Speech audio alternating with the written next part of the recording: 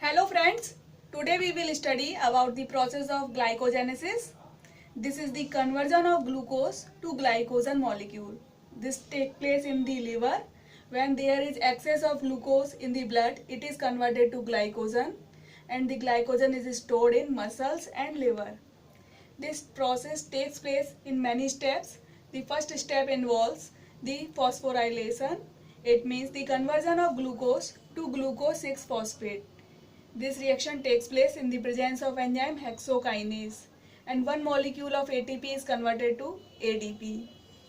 Now the phosphate group get attached at the 6th position and another reaction of isomerization takes place.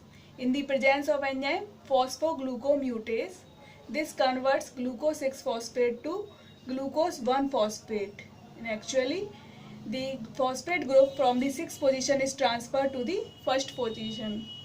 Now glucose 1-phosphate react with uridine triphosphate in the presence of enzyme UDP glucose phosphorylase and the molecule UDP glucose is formed.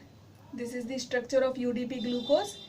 In this this is the glucose molecule which is attached to uridine diphosphate. Now polymerization reaction starts. It requires a base for polymerization reaction to happen. The base is glycogenin, at which the glucose molecules get attached. The reaction is catalyzed by enzyme glycogen synthase.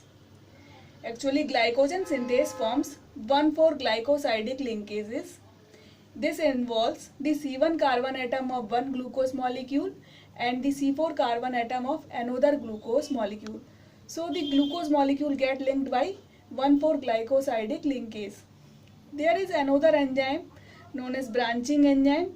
It is amylo alpha 1,4 alpha 1,6 transglycosidase. This branching enzyme forms 1,6-glycosidic linkages. It involves C1 carbon atom of one glucose molecule and C6 carbon atom of another glucose molecule. In this way, branches are formed in the polymer molecule. The again and again action of glycogen synthase and branching enzyme forms a highly branched polymer molecule, and this molecule is known as glycogen. In this way, glucose is get converted to glycogen and this process is called glycogenesis. Thank you for watching this video.